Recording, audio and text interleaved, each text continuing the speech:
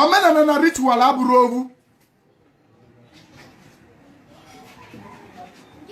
Ọgwụgwọ ọgwụ na omenala dị very very much different. Ị na-agba ọgwụ ewele ngị na chi gị yi wee bịa yeri uzuche gị ya. Ibe melụnụ na obodo na-eme ibe na ọ da agaliba bụ na Chukwu mbọsị Chukwu kere ụwa na o kesịala ụwa wee kesịa the whole planet wee chi ebe ngwugwu. Ọ bụrụ na ị na-akụrụ ọsụta n'ụwa nke anụnwa from mmiri wee luo na ọkpụ ọkalete ebe ya dị wee kwuo okwu ụwa wee nwa iyi ụwa wee were akara ụwa gị wee pụtaba ụwa. Akpụ achịta ngwugwu, o nwere ibe a na-akpọ ngwugwu, ọchịta ọwụsa ọgwachi gị ka ọ bịa ralụ nke ọbụla chi gị ratara bụ ibe ị ga-eme. Onwe ndị chi baratara mekaniki ba dịrị eme, onwe ndị chi baratara ọrụ ugbo ma na-alụ yahoo. Emechaa ọgwa gị na ibe dibịa mere ya gara aga.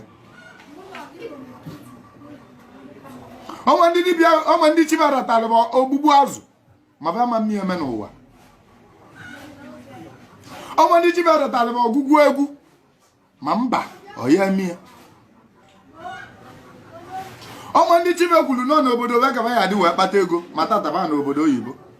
Ọ na-edebe anyị nọ Naịjirịa aka ya mma. Akala ụwa gị, akala ụwa onye na chi ya, yuzuchekwa akala ụwa gị. Ịmagwa ibe bụ ọgwụ. O nwere ọgwụ ọbụla ị gbalụ n'ụwa nwa na-ewere side effect. Anything afịfị ọbụla ị wakọtara ọnụ wee gwa ebe ọ ga-eme afịfị ya wee medatị na olesi ma na o mere ya. Ọ bụrụ na o mee ya o were side effect. Many Dibia will never tell you this.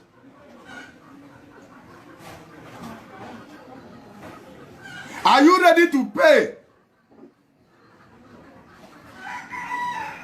Are you ready to pay? Ocharacha si bute nya bụ ọgwụgwọ ọgwụ. Onye ndị na-agba oke ite, na-agba ewele, na-agba oruru, na-agba nke nwa. Kedu ibe ichere ọ bụ onye gwa gị na onye dibịa gbọọlị ọgwụ a dibịa amaka agbọ yasa ka ejebe nke gị ịma gwara ibe ọ kwụrụ n'ụgwọ. Many dibịa does not know the disinfect of the charm ọ na-agbalụ gị.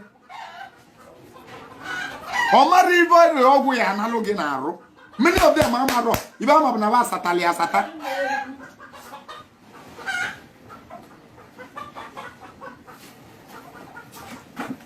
O nwere oke ide ya abụghị ọmụmụ nwa. Nwa nke bụ na otu ahụ ịmụdebe na otu a ka ị ga-amụdebe. Nwa nke bụ na ịmụsịa na mmụaka ga-ama mmụzi. O nwere ọgwụ ọya abụ ịgwọ end your generation. Ịma ebe bụ ọgwụ. Ọgwụ to by force a nature to produce something in in your destiny.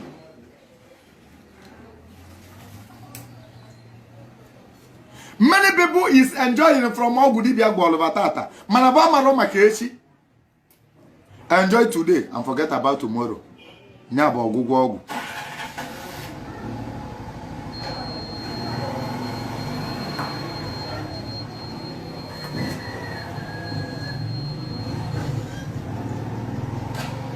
Ewela ebe a na-agbalụ gị. Ewela ebe a na-agbalụ gị were ewela ọja abụ agbalụ gị.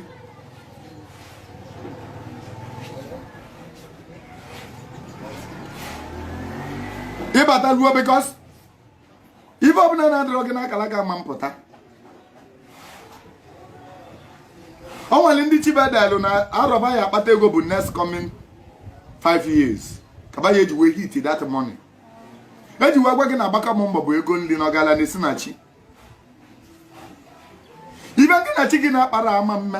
Eji wee gwuo na ebe bubechi ụzọ gbagbuo onwe ya n'ọsọ. Na ọgwụ anyị na-agwa bụ chi gị ka ị na-ebulu ụzọ.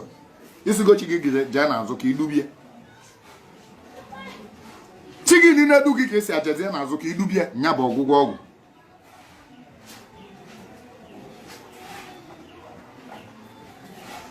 Ọ bụrụ na chi gị delụ gị na bụ ihe ị ga-eji wee kpata ego bụ ịkụlọ kwa 40 years. Ka ihe ji wee hit this money. There is a reason o ji wee choose gị that very year. Enwere ike ọ bụrụ na ịkpata ego ahụ in a year ịdị 38 years wee kpata ma 35 years wee kpata mana ị ga-anwụ n'oge. maka na o exchange from akpụ ọkalete na onye ọbụla ga-abịa na akpụ weli okwu oge ekwu ị ga-anwụli ihe ụwa.